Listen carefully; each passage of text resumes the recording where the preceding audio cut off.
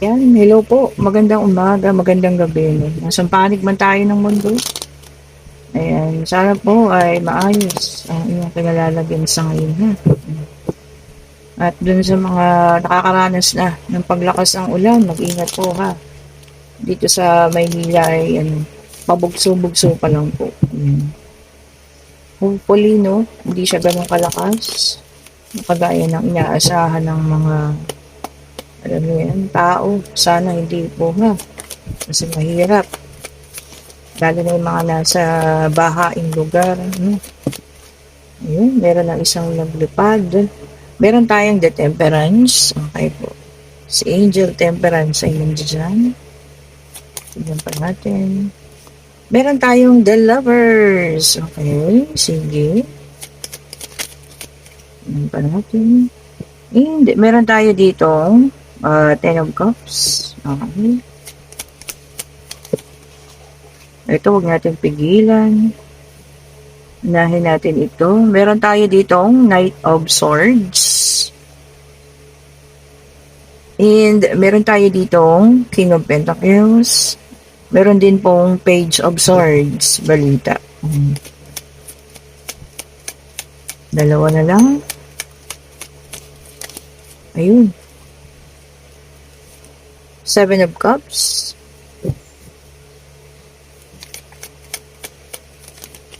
Tignan pa natin, ha? Ay, dami na. Isa na lang. Ayun. Okay, so meron tayong 9 of Cups. May 10 of Cups na, may 9 of Cups pa, ha? O, ayan. Swerte. Ang mga kopas na yan, ano? Kasi ibig sabihin, mga nakasahod yung mga yan. Ibig sabihin, abundance, no? Okay, so may nakita tayo dito ha. Dito kasi parang may nagkahiwalay dito, no? Pwedeng kayo, yung past relationship ninyo. And ngayon, siguro ikaw, binabalanse mo na yung sayo ha. Ayan. Nagkakaroon ka na ng pagbabalanse, pag-aayos, no? Focus ka na lang kung may pamilya kayo, dun ka sa pamilya mo, no? Focus. Ayan, kaya lang meron kang bababalitaan dito ha. Ayan, kasi this is a Page of Swords, it's a news. Okay, so news ito, maaring balita tungkol nga dito no, sa taong umalis, sa taong nang iwan sa'yo. Ayan. Kaso merong speed movement dito. So, ibig sabihin, baka maaaring bumalik ang taong ito kasi sila ay nagkaroon na rin ng paghihiwalayan. Kung ang ex mo po ay sumama sa iba, no? Ayan. Yung sinamahan niya, nagkaroon ng option din. Ayan, no? Marami. Kumbaga may mga tao rin pala, no? Hindi lang pala yung ex mo yung kanyang kinakausap, kundi marami. Ayan, ha?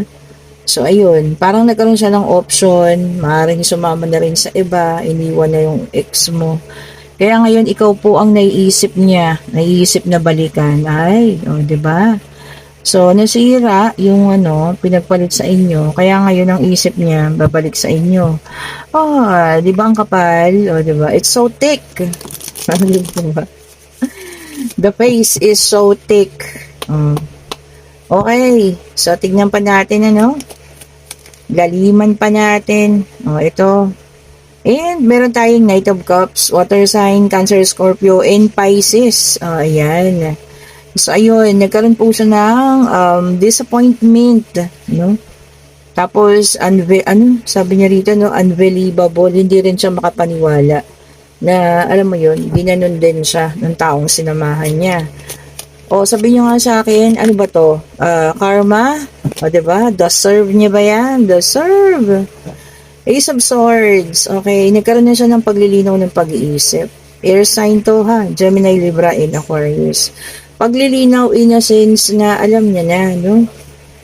Na walang kwenta rin yung taong pinagpalit niya sa iyo, o, diba? Yung taong pinili niya against you. O, ngayon pa, wow naman. Ngayon pa, nakasahod na lahat ng kopita mo, maayos ka nung nawala siya sa buhay mo. O, diba? As ngayon, babalik-balik ka. Nimal siya, no? Kung ano, lumalabas sa ating bibig. Pasensya na ha. Hindi ko mapigilang mainis. Kasi, alam mo yun, porkit iniwanan niya siya, eh ngayon, ito na, magbabalik-balik sa life mo. Then, King of Pentacles, Earth sign, Taurus, Virgo, and Capricorn. So, taga-tagisa, water, air, tapos earth. Okay po. Ay, ngayon, nagbe-business ka. Kung hindi mo nagbe-business, ang iyong priority is iyong financial. Good. Very good po ha. Napakagandang panimulain yun. Or kung hindi man panimulain, kung yun talaga yung naging focus mo. Nung umalis tong ayop na to. O, diba? Maganda po. Napakaganda ng panimula mo ha. O, water sign. Ako, naka-reverse to, no? Ito, para sa kanya to, oh. Cancer, Scorpio, and Pisces, Nine of Cups, naka-reverse. Tignan mo, ito hindi. Yan yung para sa'yo. Ito naman yun sa kanya. O, ayan. Sabi niya rito, no? Nawalan niya siya ng lack of inner joy. Oh, wala na. Walang kasiyahan. Pagsisisi, at alam mo yun, panghihinayang. Kasi sinira niya yun sa inyo. Tapos ngayon, sisirain din pala ng taong yun. And then, sa iba naman, Four of Cups, baka din sa kanya to, no? Apathy card, ayan, tignan nyo naman, ano? Nagkakaroon ng pagsisisi. Ayan. Panghihinayang. Kasi naubos niya po yung oras, no? Naubos niya yung panahon. Doon sa taong yun na hindi naging tapat. Sino dapat sisihin? Diba? Eto na. Talagang The Tower. Okay po. So, lumabas na lahat ng zodiac sign. This is a fire sign. Okay. Sabi rito, no, collapse. So, talagang mayroong mga nagtapos. Magtatapos na relasyon. Ayan, ano, umayaw na. Ayawan na talaga. And, meron tayong Wheel of Fortune, fire sign ulit. Ayan. Ito naman para dun sa iba ha. O, destiny. Kung ano man yung magagandang nangyayari sa buhay mo, it's destiny po. Ayan. Sabi niya nga rito, no, turning point. Oh, changes, pagbabago. So, hindi po yan, hindi po yan basta-basta lang nangyari. Kundi talagang yan po, nakatakda naman na. Okay, nakatakda po mangyari para sa'yo. Queen of Cups, water sign. Ayan. Sabi niya rito, compassion. Meron kayong kakaawaan. Or bibigyan ng awa. Okay, baka yan ay sa situational reading pa rin. At kayo maaawa pa. Naku naman. May bahala kayo. Depende po sa inyo yun. Ha? Sabi ko nga kayo at kayo pa rin ang magdedesisyon. Pero napakapangit ng ganun. Kayo babalikan dahil lamang sa sila ay nagkalayo na rin. At nasira na. No? And meron tayong the Hierophant, Earth sign. Okay po. Sabi rito, no, wisdom, high level of commitment. O, ayun. So, yung relasyon, no, maiaangat na. Hindi lang sa basta magjowa, baka meron ng engagement or baka biglaan ng pagpapakasal. So, kung ano man po ha, it's your decision. Iniiwan ko sa inyo. Okay po, kung isa na ba talaga or baka naman hindi pa kayo sure. So, mag-isip po ha. Then, meron tayong the devil, naka-reverse, earth sign po ulit, naka-reverse siya, Sabi niya rito, no, detachment, yun. Ikaw na mismo yung kusang lalayo. Ikaw na yung kusa mismong aalis, sa mga ganitong pangyayari natin. O kung ano man po, deserve niyo yan, ha. Okay, deserve niyo po yan. Kasi lalo na kung alam niyo yun, medyo nasasaktan na kayo. O ito, dalawa na. Huwag nating pigilan. Ayan, meron tayong the star. Ayan. Okay. Sabi niya rito ha, good omen. Ganda ha. Good omen, ibig niya sabihin, yung karma is good. So, hindi siya bad. So, kung sino naman yung kakarmahin ngayon, it's a good karma. Is coming sa inyo raw po. Nine of Swords, air sign. Ayan. Anxiety. Tapos insomnia, hindi pagkatulog. Minsan marami din kayong iniisip. May mga nandito na sobrang dami ng iniisip, no? At nagkakaroon ng hindi pagkakatulog. Ayan. So kung sino naman po kayo dyan, Do not worry. Minsan kasi talagang nasosobran tayo ng pag-iisip na nakakalimutan natin mismo yung kalusugan natin. Alam niyo naman, ang sobrang pagpupuyat po, isa yun sa nakakasira po ha. Not just on your physical health, pero sa mental health niyo. O, tandaan niyo yun ha. Huwag po ka tayo masyadong mag-worry. Mag-inom kayo ng gatas bago kayo matulog ha. And tignan natin dito sa isa pang card. Ayan, ginawa ko na siya. So, ano pa ang kanyang ibibigay? Yan. Huwag po masyado mag-worry ha. Too much worrying. Sabi nga, no, will kill you. Wow, talaga naman. Alam nyo, ilang beses siyang lumabas, Nine of Cups. Meron talagang mga tao ngayon na talagang, siguro dahil din sa pagtatapos na ng ng ghost month. So, eto na. Talagang yung mga iniintay ninyo, tungkol sa mga achievement and success is paparating na, nakasahod ng inyong mga kopa. O, diba? Kumbaga talagang para sa inyo yun ha. Sabi ko nga hindi yun basta-basta lang pangyayari, kundi talaga pong nakatakda na maging para sa inyo yan. Okay? And then meron tayo dito, isang Knight of Wands. Ayan. Sabi niya rito, magkakaroon kayo ng fearless, walang takot daw na pakiramdam. O, ayun. Parang sobrang lakas yung loob. So, wala kang takot. So, lahat kayang-kaya mong subukan. O, diba? Siguro this time, talagang ang importante sa'yo, sarili ngayon. Gusto mong subukan lahat ng mga adventure, kung ano man yan. Basta pinagtitiwalaan mo lang ngayon yung sarili mo po. Walang takot, fearless. Yan pa nga natin. And, oh wow, 3 beses din siyang lumabas, which is a King of Pentacles. Ayan. Sabi niya rito, striving to achieve stability and security. Mas marami ang talaga nag-iisip ngayon na maging stable muna, bago kung ano man. Tama po yan ha. Kasi mas maganda yung okay na kayo bago makapag-isip mag-asawa o lumagay sa tahimik na buhay. O, diba? Then, 2 of Cups ulit. Parang may 2 of Cups din doon kanina, Attraction of 2. Oh, wow, attraction ha. So, maaaring iba sa inyo magkakaroon ng pagkakataong makilala. Isang tao magkakaroon kayo ng attraction ha. Pwedeng sa trabaho, pwedeng kung saan man, eskwelahan, Yan, may attraction daw po ha. Kung yun, may attraction, ito naman, may cheating. So, ayan. So, may matutuklasan na cheating po, ha. Ano ba yan? Yung isa, attraction. Yung isa naman, makakatuklas ng cheating. Anyway, ganun talaga, Hindi naman natin yan talaga pwedeng pigilan. Di ba? And then, meron tayo dito, isang 5 of Pentacles. Ayan, ha. So, this is a good news. Ayan po. Kanina pa, pag-ulit, good news is coming. So, kung ano man yan, baka matagal nyo nang iniintay. So, ayan na po ha. And also, this is also a solid beginning o panibagong pag-uumpisa ha. Sa mga nag-uumpisa dyan. And meron tayong the Hierophant. Ito lumipad sa malayo. Yan. And may kasama siyang number 5. Okay.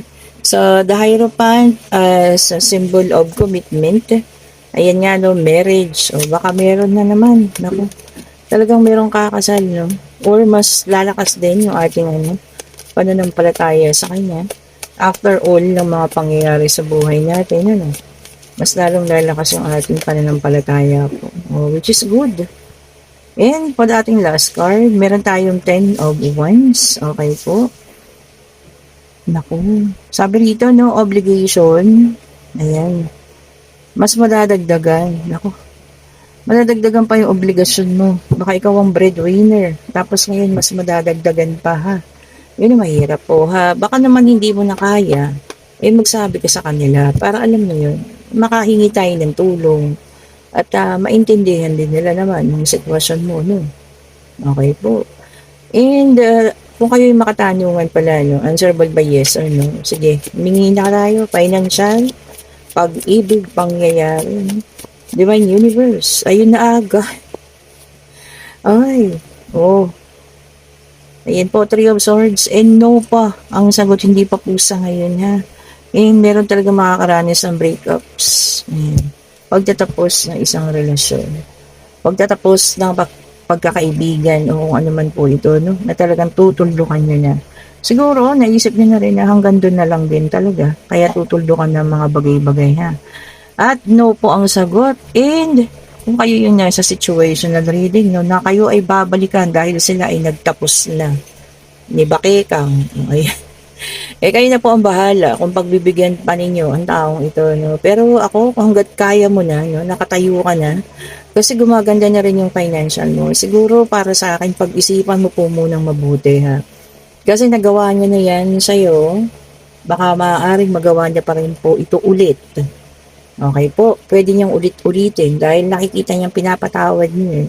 Yung mga ganyan taong tawag narcissist na, no, mahal lang po yung kanilang mga sarili.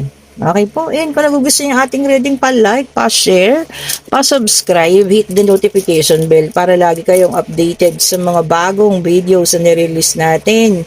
And mag-order na kayo ng mga bracelet ha, tapos na ang ating ghost month, ayan, para ma-attract na po natin ang lahat ng mga swerte.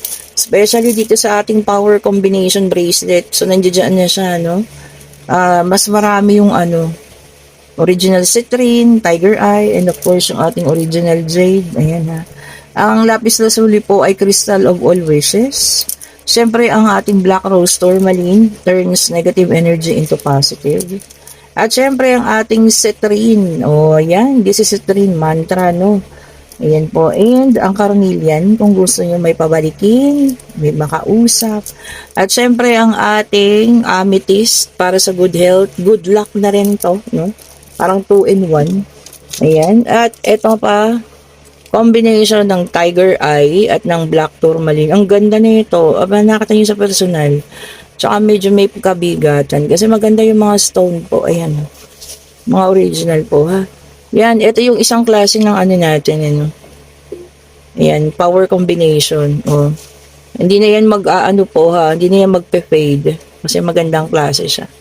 Okay, so ayan po ha, mag-chat na kayo and kung gusto nyo in-order ng ating pabango, para kung meron kayong gustong mahalina, or meron kayong gustong tao na magkaroon talaga ng, alam niyo yun, attraction sa inyo, o spray nyo yung pabango para mamoy-amoy niya.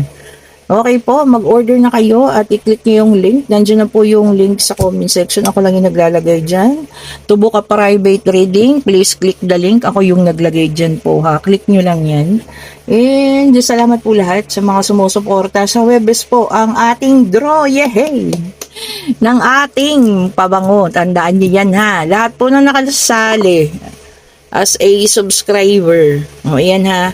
Meron tayong 4 na ganito. Yan po ay ating idodraw na sa Webes po ng gabi. Antayin nyo ko ha. Magla-live tayo dito sa YouTube mismo. Ayan, sana kung sino man ang manalo, no? Kahit mga nasa abroad, kasali kayong lahat ha. Basta lahat po na nakasubscribe, dun ko kukunin lahat ng mga pangalan nyo, lahat ng subscriber po. And atin po siyang iraraffle para fair. Okay? Thank you so much for watching. Have a great day. Have a great night. Ngayon po ay linggo, pahinga ka, pahinga, no? Maaga kayo magpahinga. Take a rest po ha. Stay safe po lahat.